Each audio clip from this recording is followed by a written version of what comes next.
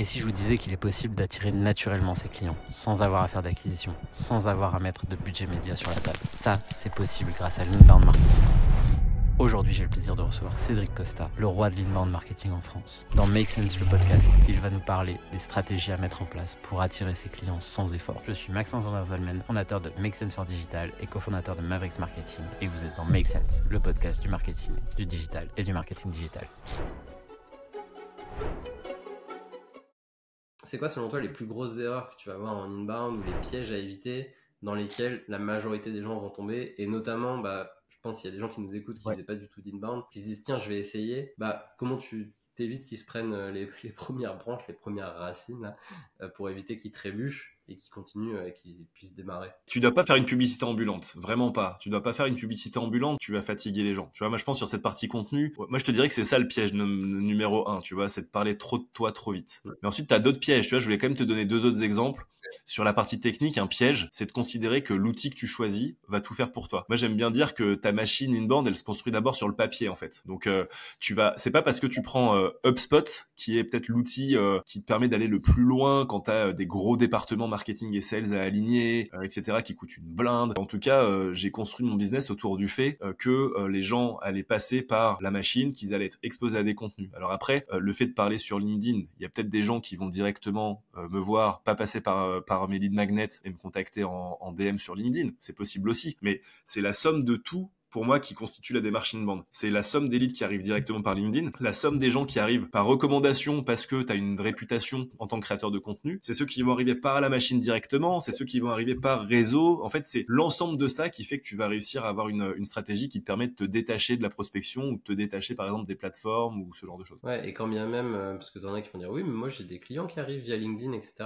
En fait, quand bien même, du coup, c'est limite rassurant parce que ça veut dire que tu as une très bonne base pour faire de l'inbound parce que tu peux De ouf, clairement. scaler là-dessus. Ça veut dire que tu convertis déjà une partie de ton audience, mais il y a quand même une partie de ton audience que tu laisses dans le flou, que tu arriverais à amener justement dans une machine inbound. Donc c'est limite encore un meilleur signe. Un mot sur ce que tu dis là. Tu vois, pendant qu'on parle, je suis en train de me dire, en parlant, ça me donne des idées de contenu, tu vois. Les pièges à éviter par pilier, par exemple, 3 pièges par pilier, je pourrais te les sortir. Demain, j'en fais un premier post LinkedIn pour voir si ça prend. Si ça prend, derrière, ça va me donner envie peut-être de le creuser dans un e-book. Derrière, je vais rediffuser l'e-book. En fait, c'est des espèces de boucles de croissance. Quand tu fais de l'inbound et quand tu commences à mettre le doigt dans la création de contenu, moi, je rigole avec ce concept un peu de syndrome à mon beau-fils. Tu sais, dans Mission Cléopâtre, là, le mec qui te dit j'ai une idée, oh, encore une idée, encore une idée. Il y a un côté où quand tu commences à raisonner en termes de quelle est mon expertise par pilier, par sous-pilier, quelle est ma cible et quels sont ses problèmes, et que tu commences à croiser tout ça, en fait, t'as vraiment un vivier de contenu dans lequel tu peux aller puiser quasiment à l'infini. Les contenus inbound, tu t'autorises à aller plus en profondeur aussi, tu t'autorises plus d'expertise, tu t'autorises plus des cas particuliers aussi. Là où finalement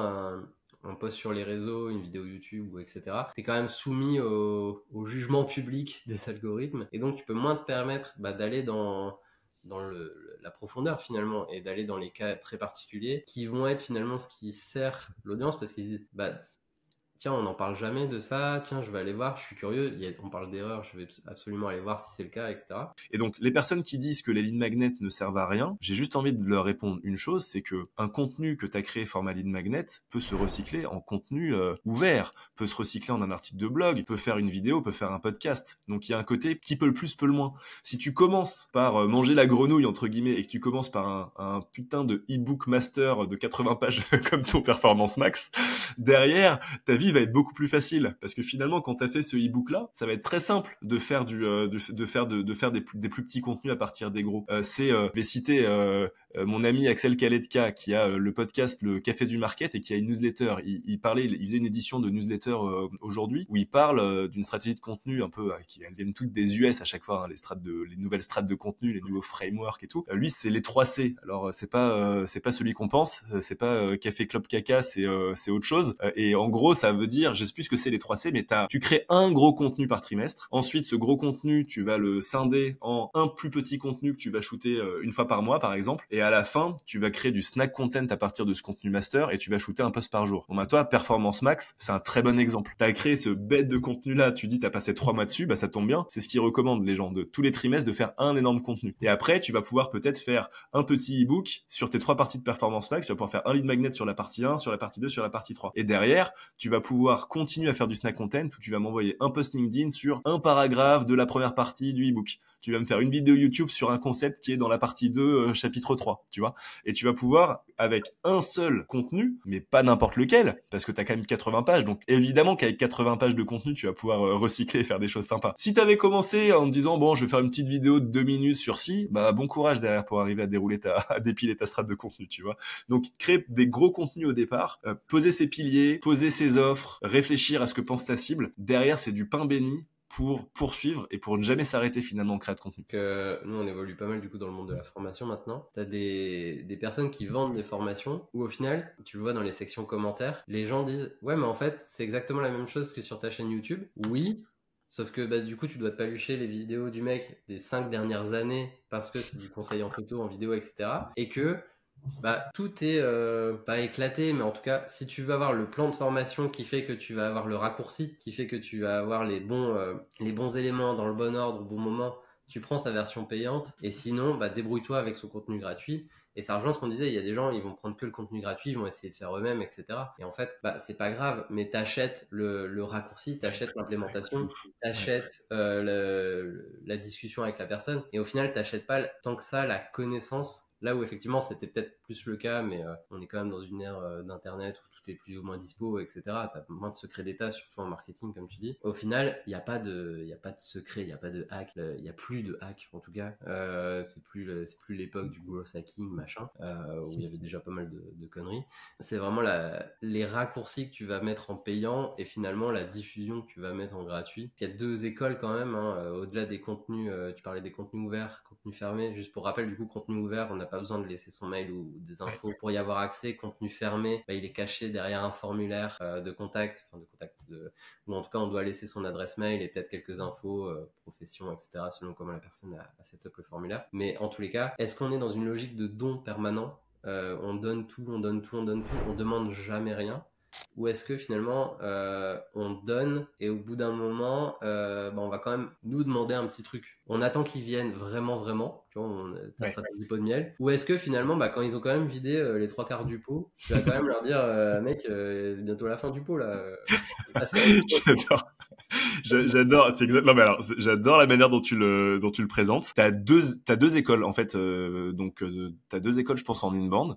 Moi je suis de l'école où j'ai vraiment envie que les gens viennent. Quand tu es par contre dans le cadre d'une entreprise avec des gros départements marketing et des gros départements sales, l'inbound prend un peu une autre ampleur et le but de l'inbound c'est d'arriver à envoyer les bons leads aux sales. Et donc là t'as 2 manières de voir les choses. T'as les leads qui arrivent très naturellement parce que c'est eux qui font une demande, et t'as les leads qui sont très très chauds dans ton CRM. Et en fait, souvent ce qu'on fait dans ces cas-là, c'est que les leads très très chauds dans le CRM, tu les exportes et tu dis aux sales, voilà, moi les 20 plus chauds pour moi c'est eux, à toi de jouer pour aller les démarcher. Donc en gros, tu peux pas dire que c'est de la prospection parce que les gens sont déjà très chauds dans ton CRM. Par contre, c'est des sales qui prennent le relais quoi. Et ça c'est un autre argument des détracteurs de l'inbound, et je trouve que c'est assez drôle. Moi, j'ai aussi beaucoup d'autodérision sur ça, mais quand tu me dis franchement, ton inbound, me faire télécharger un PDF pourri de 99 pages où derrière, 2 jours après, je me fais harceler par tes commerciaux, non merci. Malheureusement, c'est vrai qu'il y a beaucoup de gens qui utilisent la lead generation comme ça. Mais pour moi, ils ont tort parce que tu ne respectes pas les phases d'achat. Si demain, je te propose un e-book, que tu télécharges mon e-book et que 30 secondes après, je t'appelle en disant c'est bon, t'as lu, t'en es où? Page 9, ça t'a plu? T'achètes? Je suis aussi teubé que si je te propose un Calendly directement alors qu'on se connaît pas. Pour moi, l'intérêt, c'est de laisser les gens venir. Et donc, pour répondre à ta question, moi, je donne toujours beaucoup. Je pense que je suis partisan de ce que tu disais, à savoir potentiellement, tu vois, moi, dans ce que je vends dans mes prestats payantes, 99% de ce que je raconte, tu l'as déjà en gratuit. Par contre, tu vas te galérer à aller te retaper les 500 posts LinkedIn que j'ai fait dans l'année et aller voir les je sais pas combien d'éditions de newsletter, les podcasts, etc. Donc, si tu payes, c'est pour avoir tout dans l'ordre et pour avoir un accès en fait au formateur et avoir un accès à une personne qui va pouvoir s'occuper de ton cas en particulier. C'est aussi ça, je pense, que les gens achètent, tu vois. C'est remettre les choses dans l'ordre et le cas particulier. Dans l'inbound, il y a la partie croissance. Donc, je suis pas en train de te dire non plus que je suis un bisounours. Je suis pas en train de te dire que je vais faire que de donner et que je vais jamais rien chercher à te vendre. Quand tu vas rentrer dans la machine inbound, quand t'as mis le doigt dans le pot de miel, tu vas recevoir des mails à un moment où je vais te dire, je vais pas t'appeler, je vais pas te le dire au téléphone et ça sera automatiser, ça sera dans des séquences. Mais dès que tu vas arriver à un certain score, tu vas recevoir un mail à un moment qui te dira, en gros, hein, c'est pas ça que je dis, mais ça va être, t'arrives au bout du pot, est-ce que ça te dit qu'on discute des opportunités pour t'accompagner davantage? Ça, je vais te le dire. Je vais même aller encore plus loin dans la violence du truc pour montrer que on n'est pas non plus en train de rigoler. On a une boîte à faire tourner quand on fait de l'inbound. Hein. C'est pas non plus juste je crée, je donne, j'apporte de la valeur avant de vendre. Oui, j'apporte de la valeur avant de vendre, mais dans apporter de la valeur avant de vendre, il y a valeur et il y a vendre. Ok, donc à la fin, dans une machine inbound, moi j'ai envie que quand t'arrives au bout, soit t'es devenu client, t'as pris des prestats, soit au bout d'un moment, en fait, t'arrives dans les limbes de la machine parce que j'ai plus rien à t'envoyer, mais si j'ai bien fait mon job et que j'ai toujours des trucs à t'envoyer, à un moment, t'es censé dire, punaise, il me saoule, limite, avec ses mails. Donc, je me désabonne. Il aura toujours le choix de se désabonner, le prospect. Mais moi, je suis pas là pour avoir des touristes dans la machine. Je suis pas là pour avoir un gros chiffre à te partager. Je suis pas là pour te dire, j'ai 10 000 personnes qui sont en train de se faire nurturer. Non, je suis là pour te dire, à la fin, ça a donné ça en rendez-vous. J'ai closé à temps et ça m'a apporté tant de CA. Les vrais indicateurs pour moi de toute stratégie marketing, à la fin de la journée, c'est ça. Tu vois, la machine inbound, en gros, elle a quand même pour objectif de vendre. Si je veux monter une audience et si je veux regarder mes stats, je vais plutôt faire une newsletter. Là, c'est intéressant. Et d'ailleurs, les deux sont très compatibles et les deux sont surpuissants quand ils agissent ensemble. Mais la newsletter, je vais avoir envie de continuer à t'apporter de la valeur en continu. La machine inbound, je vais t'apporter de la valeur en continu, sauf que ça sera en automatisé, c'est-à-dire que si je suis malade pendant 3 mois, tu vas quand même recevoir des choses qui arrivent et tu vas continuer à avoir de nouveaux contenus à mesure que je vais remplir ma machine de nouveaux contenus, donc mes nouveaux lead magnets, mes nouveaux templates, etc. Mais au bout d'un moment, t'es censé arriver au bout. Moi, j'ai pas d'idée à arrêter. Demain, j'ai un outil de prédilection, j'ai une méthode de prédilection, mais elle peut changer. Je sais qu'elle est éprouvée, mais elle peut changer, tu vois. Et sur la newsletter, vraiment, mon avis, c'est que les gens qui téléchargent un lead magnet, je les mets dans la newsletter. Par contre, le truc, c'est l'inverse pour moi qui est abusé, en fait. C'est les gens qui se sont abonnés juste à la newsletter, de les intégrer de force dans ta machine qui a quand même plus l'objectif de vendre. Je trouve pas ça chouette. Par contre, les gens qui ont pris un lead magnet, je les mets dans la newsletter. Mais ce que j'ai fait quand même, parce que mon but, c'est pas juste de les bombarder de mails, c'est que je choisis de considérer que ma newsletter, c'est en partie du nurturing. En fait, je l'ai beaucoup retravaillé, ma newsletter. Et aujourd'hui, c'est des contenus à part entière qui font office de nurturing, tu vois. Et donc, en gros, moi, j'ai paramétré ma machine inbound pour envoyer un mail automatisé une fois toutes les 2 semaines. Et l'autre semaine, tu reçois en fait une édition de newsletter. Donc, c'est un peu un nurturing hybride, si tu veux. Et je trouve que c'est assez cool parce que ça me force à continuer à pousser manuellement du contenu quali en newsletter, de me réinventer et de pas me reposer sur mes lauriers, à avoir juste en gros du contenu qui tourne tout seul dans ma machine. Et ça me permet de me dire que si demain je galère sur ma newsletter ou que j'ai plus d'édition ou que je sais pas, je suis malade pendant 3 mois, boum, je remets le nurturing en full automatisé et y a personne qui reçoit de newsletter et pendant 3-4 mois, je sais que je peux avoir un truc qui tourne. Mais dans tous les cas, on a pas mal parlé de nos machines respectives, mine de rien, et t'as peut-être des gens qui vont se dire, ouais, mais ok, mais eux, ils créent des Terminators et tout, c'est pas possible. Il y a qu'eux qui y arrivent, machin, parce que c'est des espèces de geeks qui pensent que à envoyer des mails et mettre des PDF. Mais est-ce que t'as un exemple d'une boîte qui aurait réussi à scaler, comme on dit, avec de l'inbound? Et si oui, quelles recettes ils ont utilisées, quel mélange de miel ils ont fait, comment ils ont organiser tout ça et peut-être pas que des indépendants, enfin je sais pas quel cas. Ouais, justement, je comptais pas parler trop d'indépendants. Alors dans les indépendants quand même, dans les gros connus, les Justin Welch, Wes.KO, pour les personnes qui connaîtraient, ça va être des gens qui utilisent quand même des strats d'inbound, qui ont des super newsletters, qui ont des stratégies de lead magnet. Et sur des boîtes peut-être pas chez les indés, en fait, je vais donner quelques exemples parce qu'en fait je les ai sous les yeux, mais vous pouvez aller trouver les exemples tout seul. Comment on fait pour savoir si l'inbound fonctionne? On va voir les outils qui proposent du marketing automation et eux, vu qu'ils sont des coordonnées bien chaussées la plupart du temps, ils vont avoir une rubrique cas client qui va montrer exactement comment tel client a utilisé l'outil pour développer ses leads, pour développer son chiffre d'affaires et tout. Et ce que j'ai fait, c'est que je suis allé voir les outils de marketing automation principaux. Donc comme ça permet de faire un petit récap. Tu vas avoir, moi j'aime beaucoup Pledzi, c'est celui que j'utilise. Toi tu vas avoir Brevo, c'est celui que tu utilises, l'ancien Sendinblue. Il y a des gens qui vont adorer ConvertKit. L'outil de référence quand même en inbound à la base, c'est HubSpot, qui est c'est un peu eux qui ont créé le concept d'inbound marketing. Par exemple, je suis sur les cas clients HubSpot, Rock Content, qui a augmenté son revenu de 650% grâce à HubSpot. Tu vas avoir Wirestorm qui a augmenté son revenu de $300,000 avec HubSpot. Sur ConvertKit, tu vas avoir plein de cas de marketeurs, de musiciens, de podcasteurs. ConvertKit, c'est un peu plus un outil qui va être pour des indés. Si tu vas sur Brevo, parce qu'ils sont malins, tous les outils qui proposent de l'inbound, en fait, ils ont des stratégies d'inbound la plupart du temps. Ils te montrent que ça marche en fait. Bien sûr. Et donc dans les success stories de Brevo, ils ont 6 pages avec 6 boîtes par page. Donc tu as au moins 36 exemples de boîtes pour lesquelles l'inbound a fonctionné. Tu me demandais un exemple, t'en as une centaine en fait qui sont disponibles sur internet en allant voir directement les cas clients des plus grands outils de marketing automation. Et ce qui est bien, c'est que tu peux aussi utiliser ça pour comparer les outils entre eux, parce que comme tu le disais en filigrane, il y a des outils qui ont des usages différents. Si t'es un indépendant, tu vas pas aller payer HubSpot avec la licence à 800 balles par mois, donc t'as des niveaux hyper différents là-dessus, mais les usages sont pas non plus les mêmes. Et peut-être pour commencer à se diriger tout doucement vers une conclusion, si on a très bien vendu l'inbound aujourd'hui, parce qu'on reste dans la vente, demain je veux commencer, demain je veux m'y mettre, je veux structurer un peu tout ça. Maintenant la grande question c'est je commence par quoi pour dire ok en fait je passe du contenu à l'inbound ou je passe de rien à l'inbound. En fait, une première question c'est est-ce que tu as déjà du contenu ou pas. Si tu as déjà du contenu, réfléchis à comment tu peux créer des lead magnets à partir de ton contenu existant. Pour bien faire ça, l'idéal c'est de repartir de ton offre et des piliers de ton offre. Quand tu as bien identifié tes piliers et tes sous-piliers, c'est très facile de se poser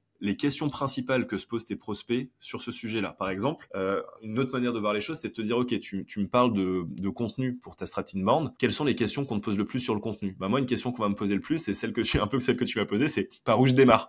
Donc, je crée des ressources qui permettent de répondre à cette question-là. Je vais avoir des gens qui vont me dire, moi, j'aime pas les livres blancs. Est-ce que je peux faire autre chose? Je vais dire, bien sûr. Et donc, je vais penser un contenu, toutes les alternatives au livre blanc, ou alors tous les formats de contenu que tu peux faire pour ta machine inbound. Tu vois. Donc ça, je pense que c'est fondamental. Si vous voulez faire de l'inbound, la première étape, ça va être de raisonner sur la partie contenu. Donc, avoir des lead magnets par phase d'achat qui correspondent aux différents piliers de votre offre. Si vous estimez que ça c'est déjà fait, l'étape d'après, ça va être d'arriver à cadencer ça dans un outil de marketing automation. Donc ça va impliquer de choisir quel outil en fonction de qui vous êtes. Si vous êtes une grosse boîte, une petite boîte ou des indés, effectivement, il va y avoir des outils plus adaptés en fonction de de qui vous êtes et de votre budget également et jusqu'où vous souhaitez aller en fait en inbound. On peut très bien se faire une toute petite machine avec pas beaucoup de contenu en se disant j'ai ça qui tourne et c'est déjà très bien. Je vais pas chercher à aller l'optimiser comme Maxence, à avoir 10 milliards de contenus avec des e-books de 80 pages, mais d'avoir juste un petit quelque chose qui tourne. Ça, si on fait ça, on n'a pas besoin d'avoir une machine de guerre comme outil. On peut avoir des petits outils à 30, 40 balles par mois, 20 balles par mois, et on va s'en sortir. Si on veut aller beaucoup plus loin et qu'on a envie d'implémenter, par exemple, des grosses séquences de nurturing, qu'on a envie d'avoir un scoring très précis pour arriver à comprendre vraiment où se situe chaque prospect, si on a envie de pouvoir avoir des spécificités sur nos formulaires, de pouvoir faire en sorte que le formulaire change en fonction de si la personne était déjà venue sur la page avant.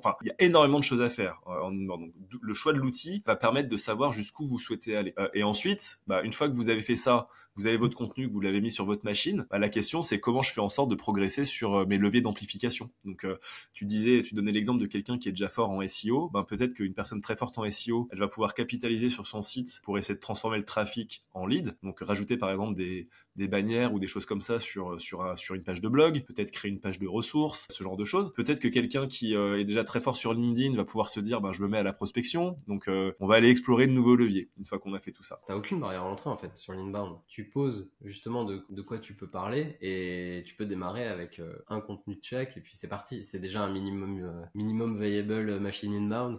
Voilà, c'est des termes. Tu peux faire ton petit patator dans ton coin. De fou, bien sûr. Non mais la minimum viable machine inbound, pour moi c'est le tunnel. T'as un e-book, un cas client et une offre. Ça c'est ta minimum viable. Mais ça s'appelle même pas une machine, c'est plus un tunnel en fait. Tu vois, c'est une séquence. Dans la machine, tu commences à avoir une notion organique de les contenus sont maillés entre eux automatiquement. Un truc important, j'y pense, mais premier conseil aussi à donner, c'est pour démarrer sa machine, se concentrer sur une offre et une cible.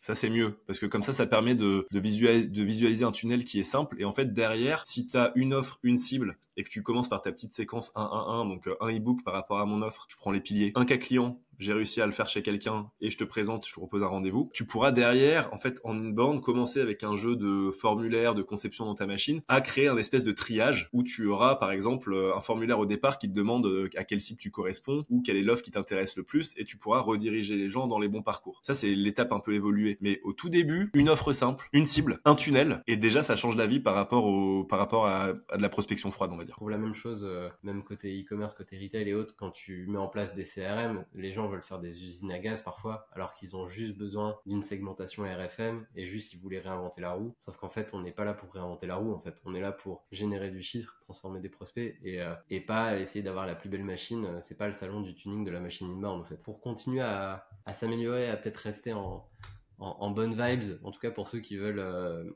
continuer à s'intéresser à l'inbound et à se dire bah tiens en fait j'ai envie d'en savoir plus, mais de toute façon j'ai la flemme de m'y mettre maintenant, il y en aura, on vous entend, on sait que vous nous entendez, ça a quand même l'air un peu relou, etc.